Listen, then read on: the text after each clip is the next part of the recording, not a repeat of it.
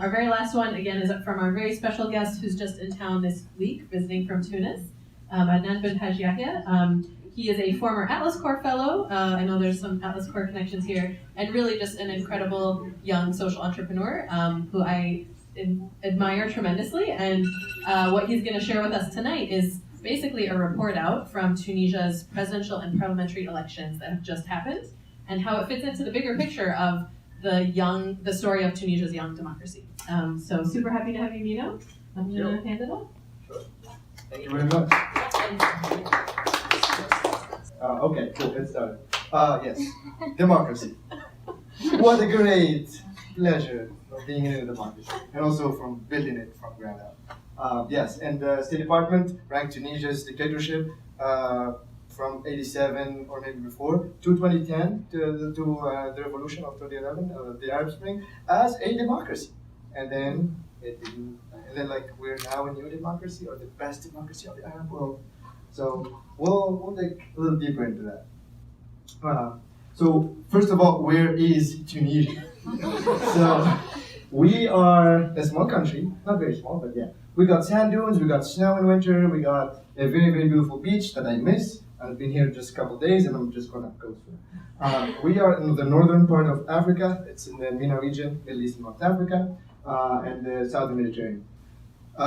Yes, Tunisia is a successful democracy, as these think tanks around the block here say, but it's been a very, very bumpy road and very, very challenging. So it all started in 2010, where basically the drop that spilled the glass happened, basically, and then erupted into nationwide protests and resulted in a revolution. So we ousted the dictator, and then everybody was happy, and then everything looked fine until we started like, okay, now we're gonna do the democracy shit with like elections and all that. So 2011 October, the first parliamentary election, Nahda won, the Islamists, after a very, very long wait of 23 years old, 23 years or maybe before.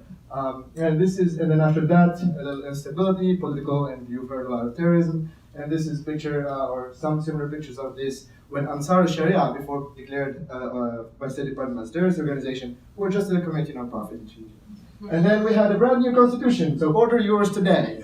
It's brand new. So January 2014, that's where the parliament finally, with a lot of money and a lot of foreign assistance and a foreign intervention, drafted and announced the new constitution of Tunisia, of the Tunisian Republic.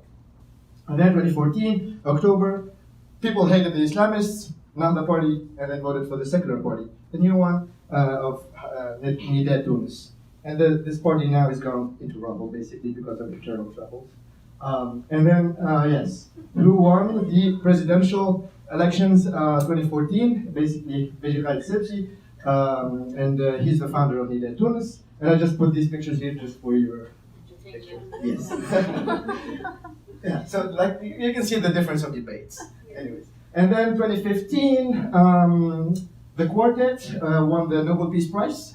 It's the first time a country wins, maybe, or maybe not. So we got the Labor Union, the Trades and Industry Union, and the Human Rights League, and the Order of Lawyers. So they all were recognized for their efforts of 2 years of peaceful work and no protests, basically.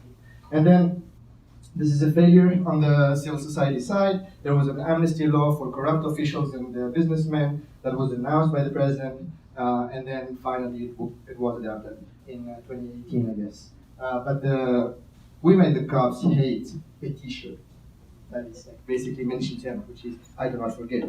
And then January 2018, there was the IMF Austerity Policy, and people just went in the street and, of course, protested that. There was not a lot of changes. Everything got very expensive, very fast, but we're still working on it. 2018 also, May 2018, the first municipal elections, like local elections, happened, and it was categorized by the win of independent lists, like independents who, like community people, like basically who won. And in addition to the Nahda, with the Islamists, because they have a very big base of supporters.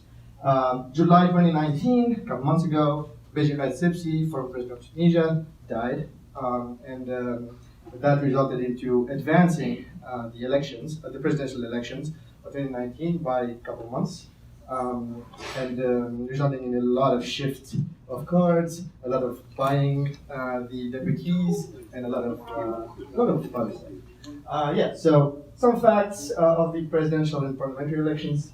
The Tunisia's population is 12 million.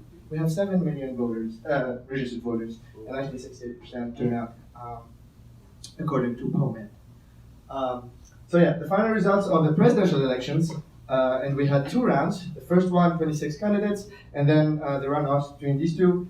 This guy is very evil, just like Tunisia's corruption tycoon, and you'll find his picture and what he did. And here, actually, he was in prison. And then Qais Said is the actual president now, and he's a retired law professor. My mom studied at his class when she was studying to be a copyright lawyer.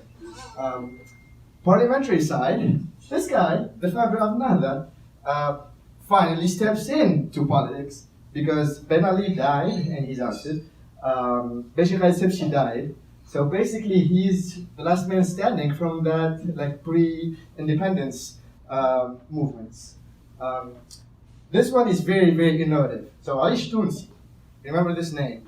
So they used the stuff like Cambridge Analytica and all those techie stuff to influence people to Tunisia. And guess what? They lost. They got only 1 or 2 seats in parliament, but it's basically because they bought off some stuff. So this is how our new parliament looks like. So the blue is for Nahda, the red is for the corrupt person party, and the other one is the basically the kind of leftist, like the moderate leftists, and then Idilef Garama.